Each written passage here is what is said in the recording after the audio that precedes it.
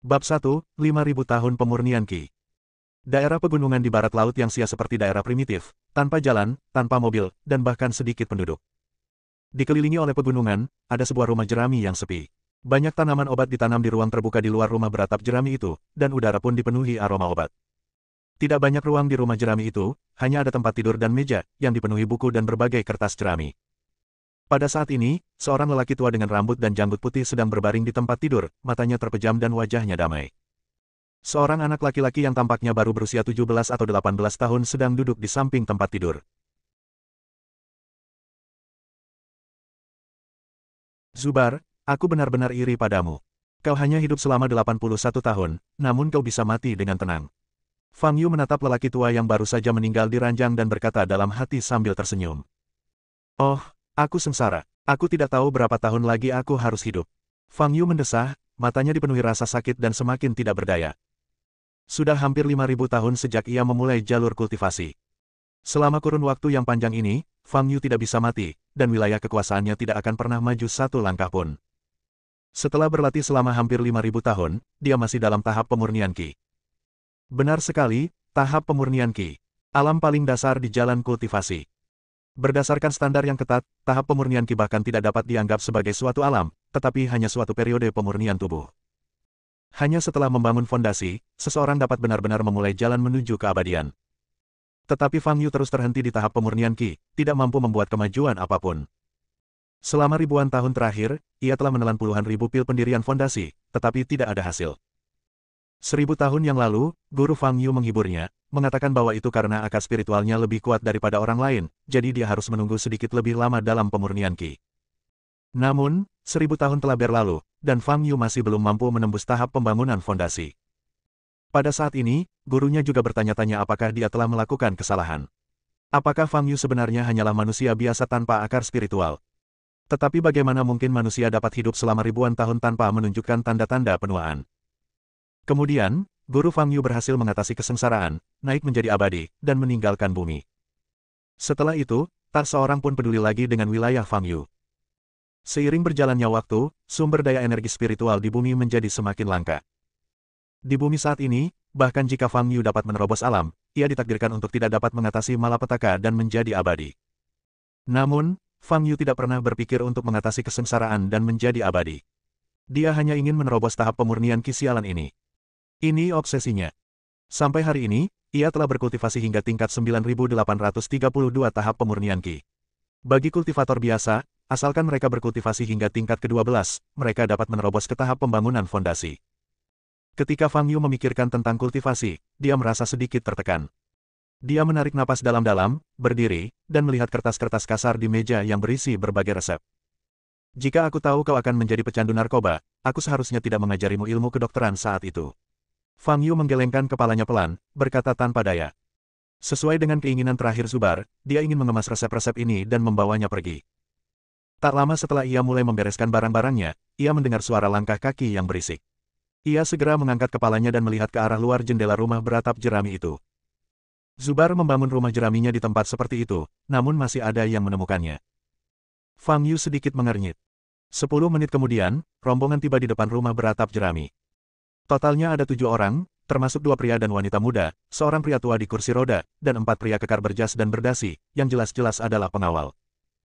Ketika Fang Yu melihat lelaki tua itu duduk di kursi roda sambil memancarkan aura mematikan, dia tahu bahwa sekelompok orang ini pasti ada di sini untuk mencari perawatan medis. Halo, Zubar, nama saya Zaki. Kami dari keluarga Tang Jiangan. Kami ingin meminta Anda untuk memberi saya. Pemuda tampan itu melangkah maju dan berkata dengan keras. Fang Yu mendorong pintu hingga terbuka dan memotong pembicaraannya. Kamu terlambat. Zubar baru saja meninggal belum lama ini. Apa? Ekspresi semua orang yang hadir berubah. Dewa pengobatan Zubar yang mereka cari, sebenarnya telah meninggal. Bagaimana ini bisa terjadi? Wajah Zaki memucat dan dia menatap Fang Yu dengan tatapan kosong.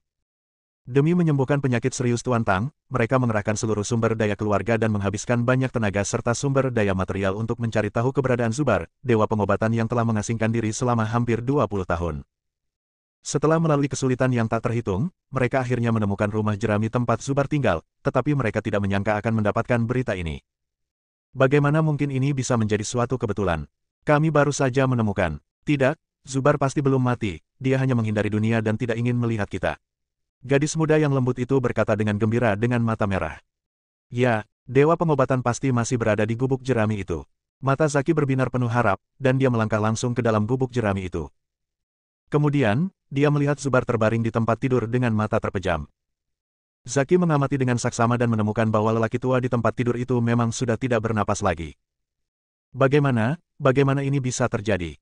Zaki merasa semua harapannya hancur dan dia kehilangan semua kekuatannya. Sudah kubilang, Zubar sudah meninggal, kau boleh kembali. Fang Yu sedikit mengernyit, sedikit tidak puas dengan perilaku Zaki yang membobol rumah beratap jerami itu. Zaki tiba-tiba teringat sesuatu, menoleh ke arah Fang Yu, dan bertanya, kamu murid dewa pengobatan, kan? Kamu pasti mewarisi keterampilan medis dewa pengobatan. Kamu bisa mengobati kakek kita.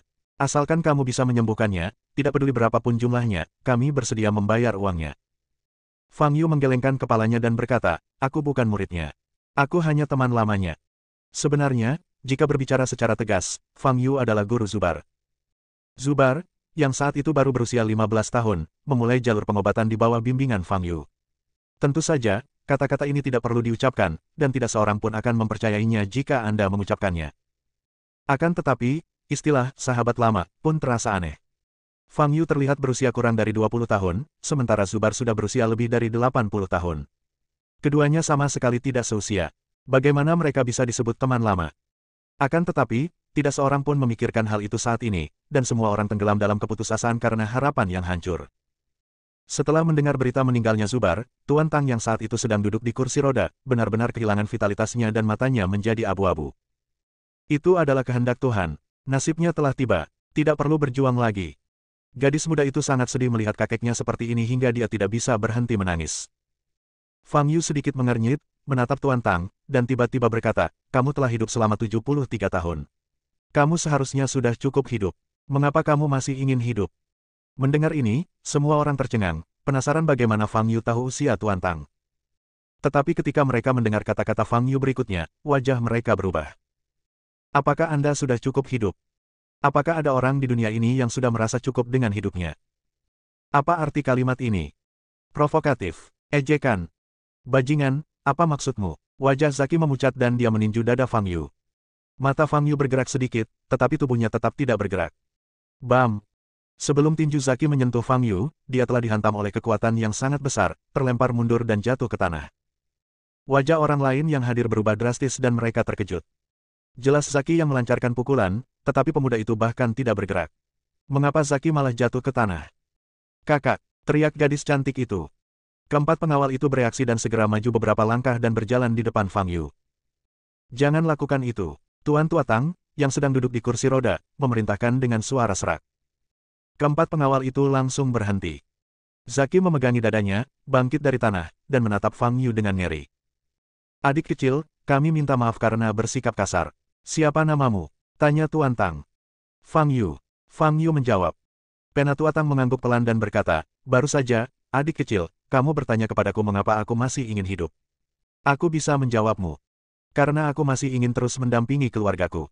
Aku ingin melihat cucu-cucuku tumbuh dewasa, melihat mereka menikah dan membangun keluarga mereka sendiri, melihat mereka melahirkan keturunan. Bukankah itu yang dilakukan orang-orang? Mengawasi satu generasi demi generasi. Tuan Tang tersenyum. Kakek, mendengar ucapan Tuan Tang, gadis di sampingnya pun menangis semakin sedih. Keluarga. Mata Fang Yu bergerak sedikit. Baginya, keluarga adalah sesuatu yang sudah lama berlalu, tetapi bagi orang biasa, keluarga selalu ada, dari generasi ke generasi. Dan bagi sebagian besar manusia, siapa yang tidak ingin hidup lebih lama? Kanker paru-parumu sudah stadium lanjut. Hidupmu tinggal kurang dari 3 bulan lagi. Nikmatilah saat-saat terakhir hidupmu, kata Fang Yu, berbalik kembali ke rumah beratap jerami dan menutup pintu. Anggota keluarga Tang tercengang. Bagaimana Fang Yu tahu sekilas bahwa Tuan Tang menderita kanker paru-paru? Dan seperti yang dikatakan dokter, Tuan Tang hanya punya waktu kurang dari 3 bulan untuk hidup. Dia memang murid dewa pengobatan. Setelah bereaksi, Zaki mengetuk pintu rumah beratap jerami itu lagi dan berteriak, Tuan Fang, Anda pasti murid dewa pengobatan, kan? Tolong sembuhkan kakekku, kami. Hidup dan mati ditentukan oleh takdir. Kau harus segera pergi dari sini, kalau tidak jangan salahkan aku karena bersikap kasar. Suara tenang Fang Yu terdengar dari rumah beratap jerami itu. Dokter itu baik hati. Bagaimana mungkin kamu hanya melihat seseorang meninggal tanpa menolongnya? Kata Zaki dengan marah. Zaki, kembalilah, kata Tuan Tua Tang. Kakek, mata Zaki memerah dan dia berbalik menatap kakek Tang. Anak muda, kau benar. Hidup dan mati ditentukan oleh takdir. Jika Tuhan menghendakiku mati, bagaimana mungkin aku tidak mati? Ayo pergi, kata Tuan Tang. Adik kecil, saya sangat menghormati Zubar. Saya tidak menyangka dia telah meninggal dunia. Kami sangat menyesal kedatangan kami mengganggunya hari ini. Saya berharap arwahnya di surga tidak akan menyalahkan kami. Tuan Tang berkata dengan tulus. Setelah berkata demikian, dia melambaikan tangan kepada semua orang dan berbalik untuk pergi. Meskipun Zaki tidak mau, karena Tuan Tang memerintahkannya pergi, dia tidak punya pilihan selain mengikutinya. Dalam perjalanan pulang, tidak seorang pun berbicara sepatah kata pun dan suasananya sangat suram. Zaki menyadari adiknya di sampingnya tampak tengah memikirkan sesuatu, jadi dia mengerutkan kening dan bertanya, Clara, apa yang sedang kamu pikirkan? Clara sedikit mengernyit dan bergumam, aku selalu merasa. Fang Yu ini terlihat familiar, seolah-olah aku pernah melihatnya di suatu tempat sebelumnya. Bagaimana ini mungkin? Ini pertama kalinya kita berada di wilayah barat laut. Bagaimana kamu bisa bertemu dengan Fang Yu ini? Kata Zaki. Benar sekali, tapi, aku benar-benar merasa dia terlihat agak familiar. Clara mengusap pelipisnya dan berkata. Zaki sedang dalam suasana hati yang buruk dan mengabaikan Clara, berpikir bahwa dia telah mengenali orang yang salah. Namun, setelah berjalan beberapa langkah, Clara tiba-tiba berhenti. Aku ingat, aku melihatnya di sekolah. Bab 2, Masalah akan datang. Wilayah Jiangnan, Kota Jianghai. Saat Fang Yu keluar dari stasiun kereta, hari sudah malam. Saat melewati pasar sayur, ia membeli seekor ayam potong dan 2 kaleng bir lalu berjalan pulang perlahan. Rumahnya berada di sebuah desa kumuh di kota, sebuah rumah 2 lantai dengan halaman kecil. Fang Yu tinggal di lantai 2, dan ibu dan anak lainnya tinggal di lantai pertama. Sewa di sini sangat murah, hanya 500 yuan sebulan. Setelah kembali ke rumah, Fang Yu menyiapkan oven di halaman dan mulai memanggang ayam. Tepat saat Fang Yu mengoleskan saus pada ayam, seorang gadis dengan tas sekolah di punggungnya berlari ke halaman. Baunya harum sekali, Kak Fang Yu. Aku bisa menciumnya dari jauh.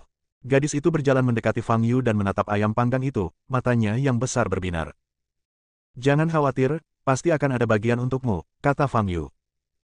Kakak Fang Yu adalah yang terbaik bagiku. Ucap gadis itu dengan gembira, lalu berjalan masuk ke dalam rumahnya. Gadis ini adalah penghuni lantai pertama, Vivian, yang merupakan siswa baru di sekolah menengah atas. Setelah beberapa saat, Vivian keluar lagi, membawa bangku kecil dan duduk di sebelah Fang Yu. Kakak Fang Yu, kemana saja kamu akhir-akhir ini? Ibu baru saja kembali ke kampung halamannya, dan aku tinggal di sini sendirian. Membosankan sekali, kata Vivian sambil menopang dagunya dengan kedua tangan. Seorang teman lama meninggal dunia dan aku pergi menemuinya. Fang Yu menjawab dengan jujur. Petik 2 titik. Maafkan aku turut berduka cita. Ucap Vivian dengan suara pelan, seolah-olah dia telah melakukan kesalahan. Teman Fang Yu pasti seumuran dengan Fang Yu dan mereka memiliki hubungan yang sangat baik. Sungguh tragis bahwa dia meninggal di usia yang begitu muda. Namun, Vivian mendapati bahwa tidak ada kesedihan sama sekali di wajah Fang Yu. Dia hanya menatap ayam panggang berminyak itu dan menelan ludahnya. Baiklah. Setelah beberapa menit, Fang Yu mengambil ayam panggang dan memegangnya di tangannya, tampaknya tidak takut sama sekali dengan panasnya. Fang Yu merobek kaki ayam dan memberikannya kepada Vivian, lalu ia mulai memakan sisa ayam panggang. Enak sekali. Sungguh menggelikan jika seseorang yang sudah berpuasa hampir 5.000 tahun, masih saja tidak bisa berpuasa dan hanya bisa mengandalkan biji-bijian untuk mengisi perutnya. Tetapi Fang Yu tidak punya pilihan. Dia bisa hidup tanpa makanan, tetapi dia akan merasa lapar. Dahulu kala, ada suatu masa ketika dia begitu muak dengan dunia, hingga dia ingin bunuh diri dengan berpuasa. Hasilnya, dia masih hidup dan sehat setelah tidak makan atau minum selama 2 bulan. Namun, meskipun tidak ada masalah dengan fungsi tubuhnya, ia merasa sangat lapar dan haus.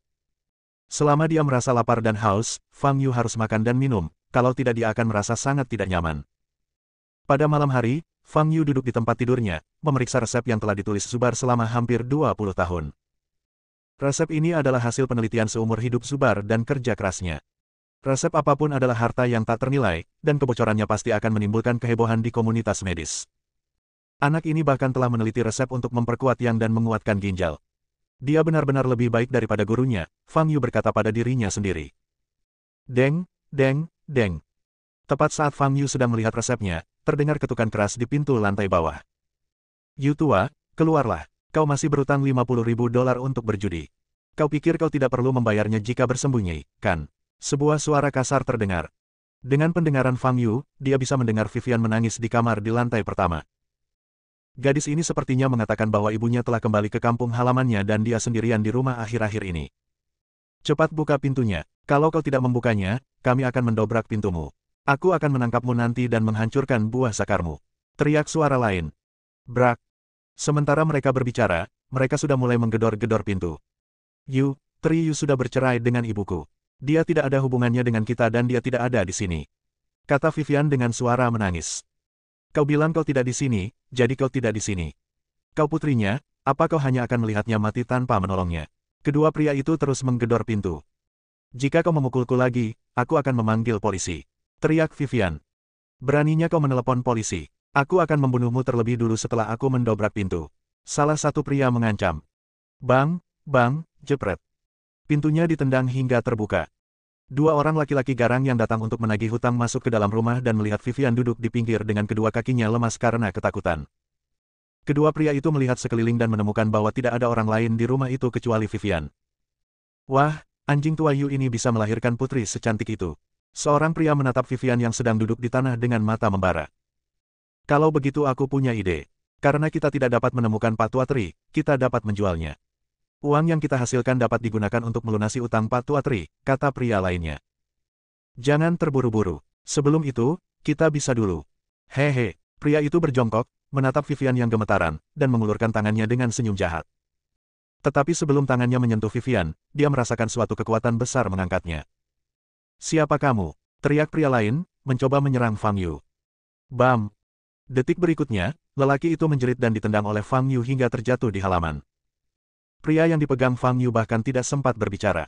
Dia ditampar beberapa kali berturut-turut oleh Fang Yu dan kemudian dilempar ke halaman. Cari siapapun yang berutang padamu. Kau punya waktu 3 detik untuk segera keluar dari sini, kata Fang Yu ringan. Kedua pria itu pusing setelah dipukul hanya 2 atau 3 kali.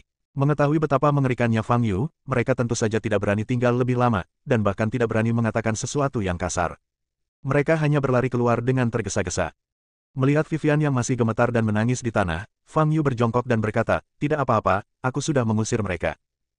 Vivian memeluk Fang Yu dan menangis semakin keras. Setelah menghibur Vivian sebentar dan memperbaiki pintunya, Fang Yu kembali ke lantai 2. Sejujurnya, Fang Yu, yang telah hidup selama hampir 5.000 tahun, telah melihat terlalu banyak dan temperamennya menjadi sangat acuh tak acuh. Dia akan memilih untuk berdiam diri dan menyaksikan kemalangan banyak orang, seperti Tuan Tang. Ia hanya akan secara selektif membantu orang-orang yang memiliki hubungan dengannya atau yang ia anggap menarik. Saat itu sudah larut malam, Fang Yu berbaring di tempat tidur dengan mata terpejam, hendak tidur. Sama seperti tidak makan, Fang Yu tidak akan mati jika dia tidak tidur, tetapi dia akan merasa mengantuk. Jadi, dia masih harus tidur. Tetapi dia baru saja memejamkan matanya kurang dari 2 menit ketika dia mendengar ketukan di pintu. Aku pergi membuka pintu dan melihat Vivian mengenakan piyama tipis. Kakak Fang Yu, aku tidak berani tidur sendirian di rumah. Bisakah kau membiarkanku tidur di rumahmu? Mata besar Vivian yang indah memerah dan bengkak karena menangis, dan hidungnya yang halus juga memerah, tampak menyedihkan. Selain ibunya, orang yang paling dia percayai adalah Fang Yu.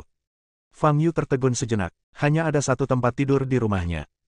Tetapi melihat Vivian masih gemetar, Fang Yu tidak menolak dan menyetujui permintaannya. Kau bisa tidur di tempat tidurku malam ini, kata Fang Yu. Aku tidur di lantai saja, kamu tidur di tempat tidur saja, kata Vivian. Tidak apa-apa, aku tidur lama di kereta hari ini dan aku tidak mengantuk, kata Fang Yu. Vivian berhenti berbicara dan naik ke tempat tidur Fang Yu dengan hati-hati. Ini tempat tidur kakak Fang Yu. Masih hangat, dia pasti baru saja berbaring di sini. Berbaring di tempat tidur, Vivian merasakan wajahnya panas saat dia melihat Fang Yu duduk di meja sambil memandangi setumpuk resep. Aku sebenarnya berbaring di tempat tidur saudara Fang Yu. Apa yang sedang dilihat saudara Fang Yu? Kok bisa kakak Fang Yu begitu jago berkelahi? Kedua lelaki itu tadi begitu garang, tapi kakak Fang Yu berhasil menyingkirkan mereka hanya dengan 2 gerakan. Tampan sekali. Vivian adalah seorang gadis muda yang sedang jatuh cinta, dan pikirannya melayang. Setelah beberapa saat, dia merasa mengantuk dan tertidur. Keesokan harinya, Fang Yu datang ke sekolah menengah Jianghai. Faktanya, dia telah bersekolah berkali-kali selama ribuan tahun. Namun tidak ada cara lain. Jika ia ingin bertahan hidup, ia harus hidup seperti orang normal. Fang Yu, yang telah mencoba banyak karir, masih menganggap pergi ke sekolah sebagai hal yang paling menarik dan menenangkan. Kembali ke kelas 2, kelas 3, Fang Yu duduk di kursi di sudut kelas. Di kelas, dia hanyalah seorang siswa yang kesepian, rendah hati, dan hanya punya sedikit teman serta tidak mencolok. Dia menjamin bahwa sedikitnya setengah dari siswa di kelas itu bahkan tidak tahu namanya. Kudengar Clara, si cantik dari kelas unggulan sebelah, akan pindah ke kelas kita. Benarkah? Ya, pengawas mendengar Clara berbicara dengan kepala sekolah kami di kantor, dan isinya adalah dia meminta untuk pindah ke kelas kami. Ya ampun, apa yang terjadi? Ini Dewi. Kenapa dia ingin pindah ke kelas kita? Apakah dia tertarik pada salah satu anak laki-laki kita? Fang Yu dapat mendengar pembicaraan orang-orang ini, tetapi dia hanya merasa suasananya berisik. Hei, Fang Yu, Clara akan pindah ke kelas kita. Kenapa kamu tidak bersemangat sama sekali? Si gendut Alfian menyodok lengan Fang Yu dan bertanya. Aku bahkan tidak tahu siapa dia, mengapa aku harus begitu bersemangat? Fang Yu bertanya balik. Sial, apa kau belum pernah mendengar tentang Clara? Dia adalah putri dari keluarga Tang Jiangnan. Belum lagi latar belakang keluarganya yang terkemuka, kuncinya adalah dia memiliki wajah seperti bidadari. Dia adalah gadis cantik yang pantas masuk sekolah menengah Jianghai kita, tingkat Dewi, kata si gendut Alfian dengan penuh semangat. Keluarga Tang Jiangnan. Sepertinya saya pernah mendengarnya di suatu tempat. Namun Fang Yu hanya berkata, oh, dan berbaring di meja dengan mata terpejam untuk beristirahat. Aku tidak tidur semalaman dan aku merasa sedikit mengantuk. Melihat Fang Yu tidak tertarik, si gendut Alfian berhenti berbicara omong kosong dengannya. Ketika bel berbunyi, semua orang kembali ke tempat duduknya masing-masing, duduk tegak, dan menunggu kedatangan gadis cantik sekolah. Benar saja, kepala sekolah Herman membawa seorang gadis ke dalam kelas. Gadis itu mengenakan seragam sekolah dan kuncir kuda. Wajahnya tidak berdandan, tetapi kulitnya tetap seputih salju, halus dan cerah.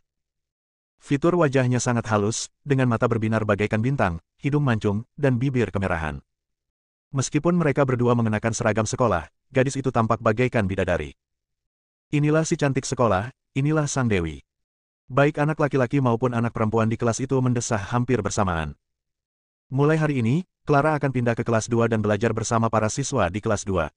Mari kita sambut Clara dengan hangat, kata kepala sekolah Herman dengan hormat. Semua siswa di kelas bertepuk tangan, menyebabkan Fang Yu yang sedang beristirahat dengan mata tertutup, mengangkat kepalanya. Begitu dia mengangkat kepalanya, Fang Yu melihat Clara berdiri di podium. Itu benar-benar dia. Fang Yu segera mengerti mengapa Clara ingin pindah ke kelas ini. Oh sialan, masalah akan datang. Clara juga sedang mencari Fang Yu di kelas. Ketika dia melihat Fang Yu di sudut, matanya yang indah berbinar. Fang Yu, kamu di sini. Guru, aku ingin duduk satu meja dengannya. Clara menatap posisi Fang Yu dan berkata. Bab 3, aku tidak dapat membantumu. Para siswa di kelas mengikuti garis pandang Clara dan melihat ke arah sudut tempat Fang Yu berada. Pandangan mereka tentu saja tertuju pada Brian yang duduk di barisan di depan Fang Yu. Brian adalah pria ganteng di kelas 2, kelas 3. Dia tampan dan berasal dari keluarga kaya. Dia adalah gebetan banyak gadis di kelasnya. Mungkinkah Clara pindah ke kelas ini karena Brian? Bray, kakak Brian, sepertinya nona tertua dari keluarga Tang sedang datang menjemputmu. Faisal, teman sebangkunya, menyikut Brian dengan sikunya dan berkata. Brian juga sedikit bingung. Saat dia berada di tahun pertama sekolah menengah atas, dia mengejar Clara, tetapi sebelum dia bisa mengatakan sepatah kata pun, dia diperingatkan oleh seseorang yang dikirim oleh keluarga Tang. Sejak saat itu, Brian tahu bahwa Clara bukanlah seseorang yang bisa ia singgung. Tapi sekarang aku berada di tahun ketiga sekolah menengah dan akan segera lulus, jadi mengapa Clara datang ke rumahku? Mungkinkah Clara telah lama mencintainya secara diam-diam? Memikirkan hal ini, Brian segera menegakkan punggungnya dan membetulkan poninya. Dia sangat gembira di dalam hatinya, tetapi dia tampak tenang di permukaan. Semua siswa di kelas memusatkan perhatian mereka pada Clara dan Brian. Adapun Fang Yu dan si pria gemuk, mereka telah lama diabaikan oleh mereka. Bagaimana mungkin salah satu di antara keduanya, seorang otaku yang gemuk dan satunya lagi seorang penyendiri, bisa memenangkan hati Dewi Clara? Sialan, bunga indah lainnya akan dirusak oleh Brian. Oh, alangkah baiknya kalau aku sekaya dan setampan Brian. Clara adalah dewiku, bagaimana mungkin dia menyukai orang lain? Anak laki-laki di kelas merasa iri dan cemburu, dengan emosi yang rumit. Herman, kepala sekolah, memandang Clara dengan ramah dan bertanya, Clara, apakah kamu ingin duduk di meja yang sama dengan Brian? Clara tidak mengatakan apa-apa, tetapi berjalan lurus menuruni podium dan berjalan menuju tempat Fang Yu berada. Brian sangat gugup, jantungnya berdebar kencang, dan dia memikirkan apa yang harus dikatakan pertama kali. Clara berjalan semakin dekat, sudut mulut Brian sedikit terangkat, memperlihatkan senyum cerah, dan hendak berbicara. Namun tanpa diduga, Clara tidak tinggal di sampingnya sama sekali, melainkan berjalan di belakangnya. Guru, aku ingin duduk satu meja dengan Fang Yu. Clara menatap Fang Yu dengan tatapan tajam dan berkata. Kelas menjadi sunyi, semua murid di kelas itu membuka mata lebar-lebar dan saling memandang satu sama lain. Apa yang sedang terjadi? Clara sebenarnya ingin duduk satu meja dengan Fang Yu, yang kehadirannya kurang. Alih-alih idola kelas Brian. Teman sekelas, apakah kamu bersedia memberikan kursi ini kepadaku? Clara berkata kepada si gendut Alfian yang tertegun dengan nada lembut dan suara yang anggun dan menyenangkan. Sebagai otaku yang gemuk, ini adalah pertama kalinya si gendut Alfian berhadapan dengan seorang gadis cantik selevel ini dalam jarak sedekat itu. Wajahnya memerah sesaat, dan mulutnya terbuka, tetapi dia tidak bisa berkata apa-apa. Aku tidak mau duduk satu meja denganmu. Sebelum si gendut Alfian sempat mengatakan apapun, Fang Yu sudah berbicara. Wow! Beberapa anak laki-laki tidak dapat menahan diri dan berteriak. Permintaan Clara untuk duduk di meja yang sama dengan Fang Yu cukup mengejutkan mereka. Tetapi mereka tidak menyangka bahwa Fang Yu benar-benar menolak untuk duduk di meja yang sama dengan Clara. Tahukah dia apa yang dia tolak? Itulah impian semua anak laki-laki di sekolah. Sialan, kalau kamu nggak mau, aku mau.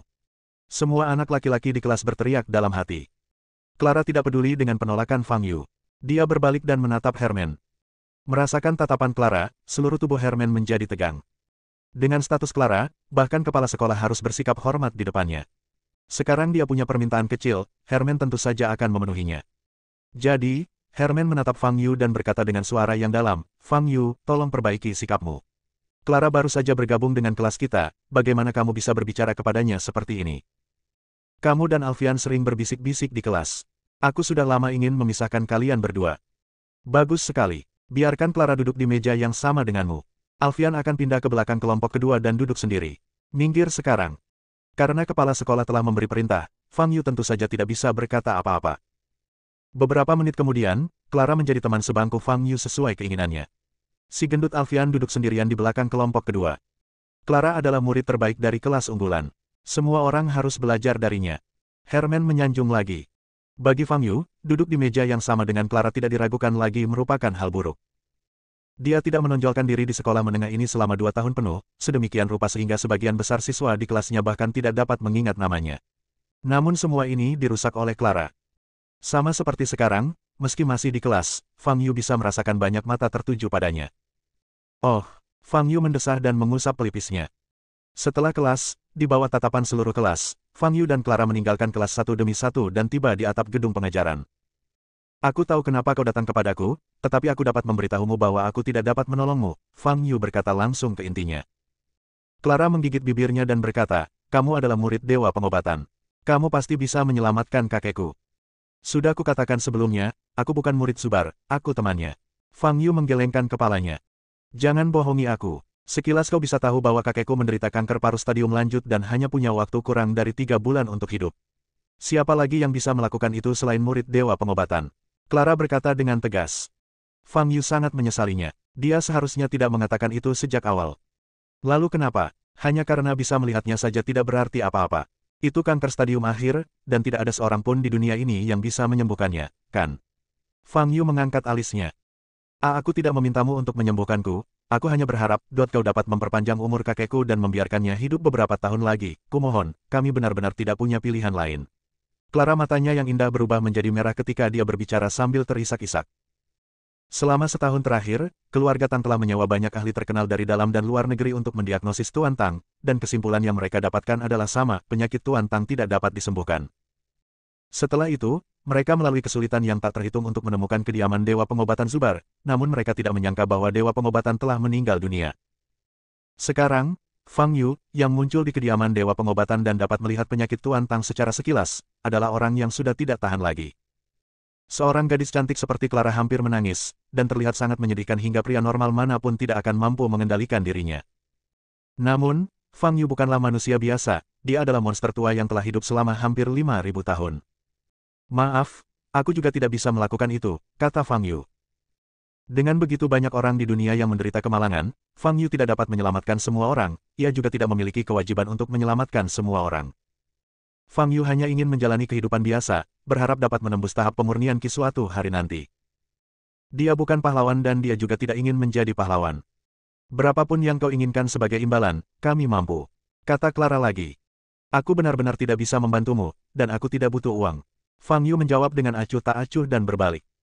Setelah melangkah 2 langkah, dia berbalik dan berkata, ngomong-ngomong, aku harap kamu bisa pindah. Aku tidak mau duduk di meja yang sama denganmu. Aku benar-benar benci masalah. Melihat Fang Yu pergi tanpa menoleh ke belakang, Clara menjadi pucat karena marah. Sebagai putri tertua keluarga Tang, dia tidak pernah mencoba memohon kepada siapapun dengan begitu rendah hati, dan dia bahkan meneteskan air mata. Tetapi Fang Yu tidak mau mendengarkan dan tampak acuh tak acuh. Benci masalah. Kalau begitu aku akan membuat masalah untukmu. Clara menggertakkan giginya. Keduanya kembali ke kelas dan tidak ada komunikasi di beberapa kelas berikutnya. Hingga akhir kelas terakhir di pagi hari, Fang Yu masih tidur di meja, sementara Clara membereskan buku-bukunya dan menyodok bahu Fang Yu dengan jari-jarinya yang hijau. Fang Yu, ayo kita makan siang bersama. Clara berkata dengan suara manis. Fang Yu mengangkat kepalanya dan menatap Clara yang tersenyum bak bunga, dan merasa ada yang tidak beres. Lupakan saja, kamu terlalu lelah tadi malam, tidurlah lagi, aku akan membawakanmu makanan nanti, tunggu saja aku. Sedikit kelicikan melintas di mata indah Clara, dan dia berdiri dan meninggalkan kelas. Di dalam kelas, para siswa yang mendengar 2 kalimat Clara menjadi gila. Kalimat ini mengandung terlalu banyak informasi. Apa artinya terlalu lelah tadi malam? Apa arti rasa malu dan rona merah di wajah Clara ketika dia mengatakan hal ini? Mungkinkah Clara telah menghadapi tatapan cemburu banyak anak laki-laki di kelas? Fang Yu tetap tenang. Tampaknya Clara sungguh-sungguh mencoba menimbulkan masalah baginya. Namun, demi menciptakan kesalahpahaman, Clara bahkan rela mencoreng reputasinya sendiri, yang mana merupakan hal yang sangat kejam.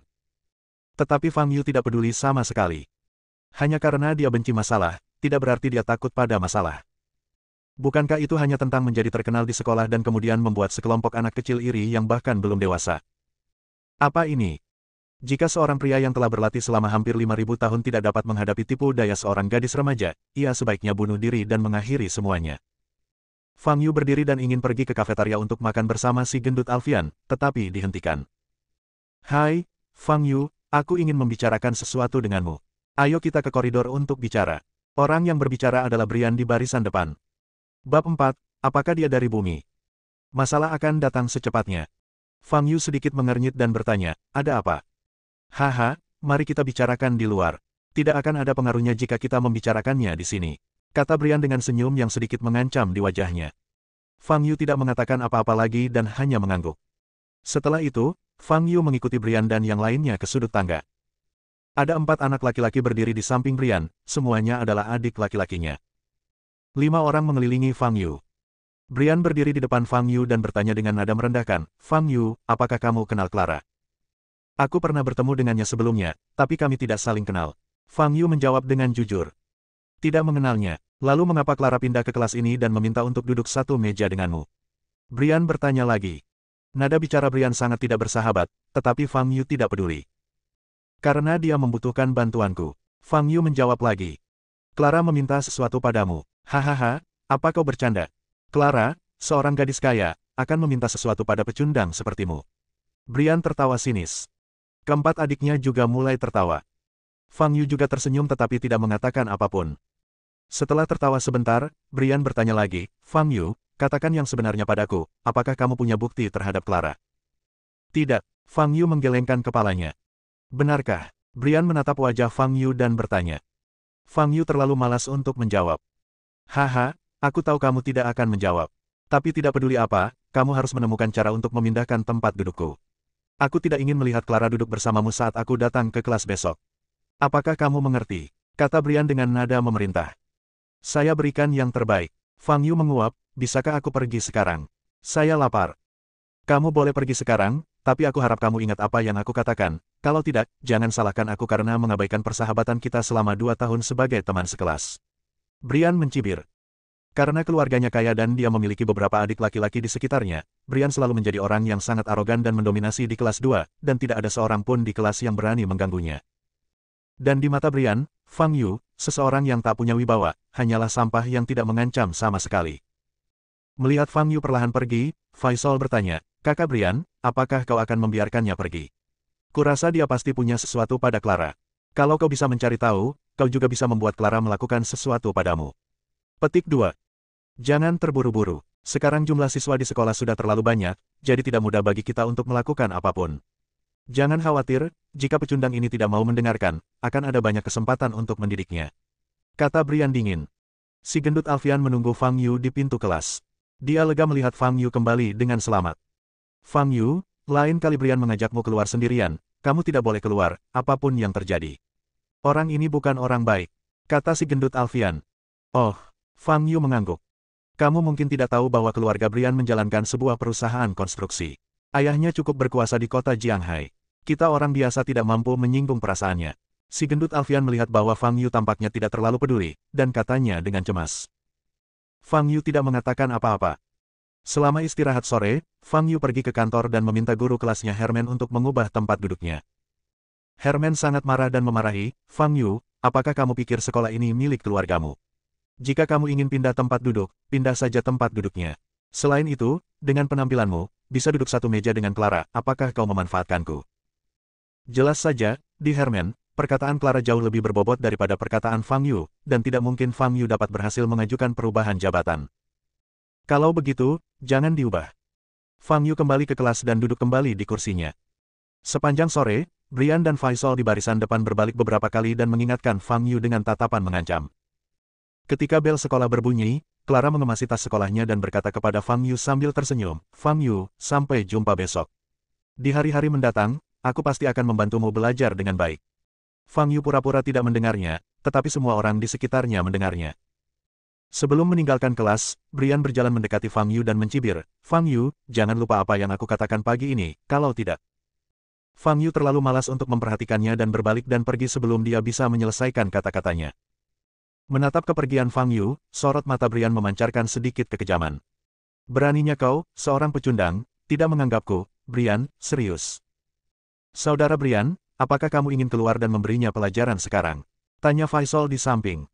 Brian melambaikan tangannya dan berkata dengan dingin, tidak perlu, karena teman sekelas kita Fang Yu tidak ingin pindah tempat duduk, maka kita akan membantunya. Ada beberapa bukit kecil di sebelah desa tempat rumah Fang Yu berada.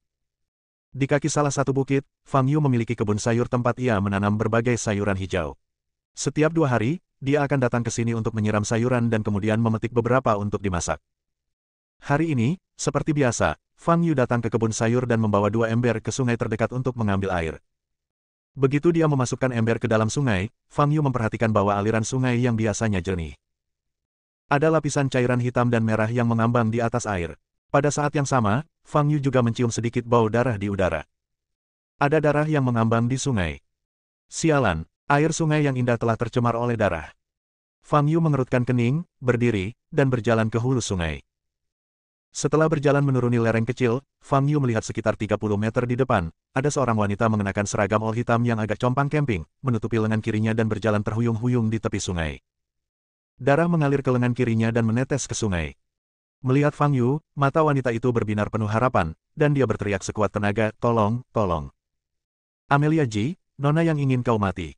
Tidak ada yang bisa menyelamatkanmu hari ini. Suara laki-laki yang dalam terdengar dari belakang wanita itu.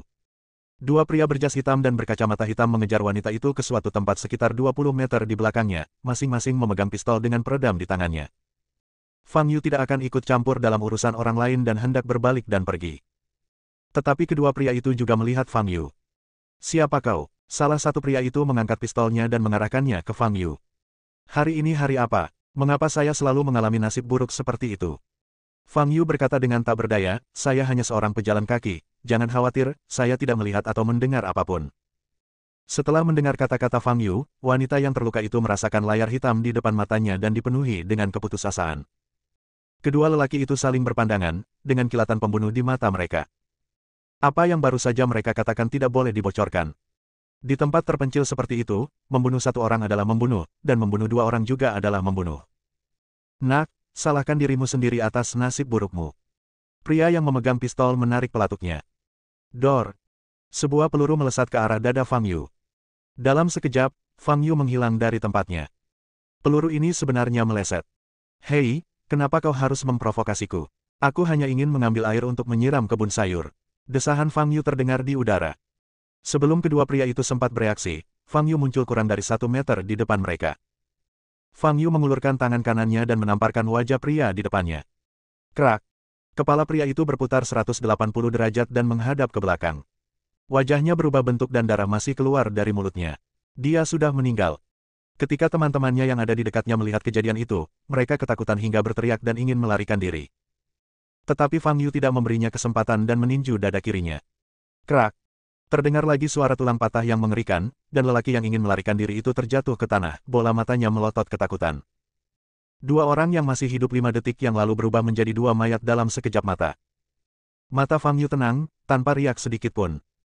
Dia tidak berniat mengambil tindakan apapun, dan dia berjanji tidak akan memberitahu siapapun tentang apapun, tetapi kedua orang ini tetap ingin membungkamnya, jadi tidak ada yang dapat dia lakukan. Jika kamu tidak menyentuhku, aku tidak akan menyentuhmu. Jika kau menyentuhku, aku akan membunuhmu. Setelah berurusan dengan kedua pria itu, Fang Yu berbalik dan menatap wanita yang tertembak. Pada saat ini, wanita itu juga menatap Fang Yu dengan mata terbuka lebar. Apakah kedua pembunuh itu disingkirkan begitu saja? Siapa pria ini? Apakah dia dari bumi? Wanita itu telah kehilangan banyak darah dan sudah sangat lemah. Sekarang pikirannya kembali terguncang. Untuk sesaat, otaknya kekurangan pasokan darah dan dia pingsan. Bab 5, ambil tindakan. Baru saat itulah Fang Yu mengalihkan perhatiannya kepada wanita yang pingsan itu. Meski wajah wanita itu berlumuran darah, parasnya yang cantik masih dapat terlihat. Yang lebih penting, wajah ini 70% mirip dengan wajah teman wanita Fang Yu bertahun-tahun yang lalu. Mungkinkah itu keturunannya? Pikir Fang Yu. Tentu saja, itu tidak dapat dikesampingkan sebagai suatu kebetulan. Menurut teori probabilitas, setelah sekian tahun, dengan sekian banyak orang baru yang ditambahkan ke bumi, adalah normal bagi seseorang dengan wajah yang mirip untuk muncul. Hanya karena wajah ini, Fang Yu memutuskan untuk menyelamatkan wanita ini. 10 menit kemudian, Fang Yu membantu wanita itu membalut lukanya, menghentikan pendarahan, dan memanggil ambulans untuknya. Ketika ambulans tiba, Fang Yu sudah pergi. Wanita itu dibawa ke ambulans oleh staf medis dan dibawa ke rumah sakit. Fang Yu berjalan pulang perlahan, sambil memegang sayuran segar yang baru saja dipetiknya. Kota Jianghai, keluarga Yang, dalam penelitian. Seorang wanita cantik mengenakan piyama sutra sedang bersandar di kursi, menatap pemandangan malam di luar jendela. Telepon di meja berdering. Wanita itu mengernyit sedikit dan mengangkat telepon. Nona Yang, misinya gagal. Amelia telah dikirim ke rumah sakit. Keluarga Ji telah mengirim banyak orang untuk melindunginya di rumah sakit. Saya khawatir kita tidak akan punya kesempatan untuk. Aku hanya perlu tahu alasan kegagalan misi ini. Tidak perlu mengatakan apapun lagi. Suara wanita itu sangat dingin dan mengandung niat membunuh. Kami masih menyelidiki penyebabnya. Saat ini kami hanya tahu bahwa kedua pembunuh kami telah berhasil melenyapkan pengawal pribadi Amelia dan memaksa Amelia untuk melompat keluar dari mobil di jalan pegunungan dekat desa Jianan. Setelah itu, mereka benar-benar kehilangan kontak. Dan Amelia juga. Mendengar hal itu, wanita itu tahu bahwa ada seseorang di luar rencana yang telah menyelamatkan Amelia, kalau tidak Amelia tidak akan pernah selamat dan dikirim ke rumah sakit. 3 hari. Aku memberimu waktu 3 hari untuk menemukan orang yang menyelamatkan Amelia. Perintah wanita itu. Setelah menutup telepon, wanita itu mengambil gelas anggur di atas meja dengan tangan gioknya yang indah, mengocoknya perlahan, dan memperhatikan anggur merah tua di dalamnya bergetar.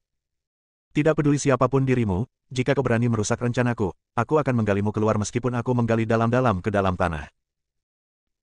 Keesokan paginya, saat Fang Yu memasuki kelas, dia melihat meja terbalik di ruang kosong di belakang kelas dan buku-buku berserakan di seluruh lantai. Hanya ada satu kursi tersisa di tempat duduk asli Fang Yu. Kebanyakan teman sekelas memandang Fang Yu dengan tatapan mengejek dan sinis, tetapi beberapa menunjukkan simpati. Fang Yu sedikit mengernyit dan bertanya, siapa yang melakukannya? Tidak seorang pun menjawab pertanyaannya. Fang Yu melihat sekeliling dan bertanya lagi, maaf, siapa yang melakukan ini? Hei, kamu terlihat sangat menyedihkan. Biar ku beritahu, Brian dan gengnya yang melakukannya. Pada saat ini, seorang gadis cantik berbicara dengan tidak sabar. Nama gadis ini adalah Debra Jiang.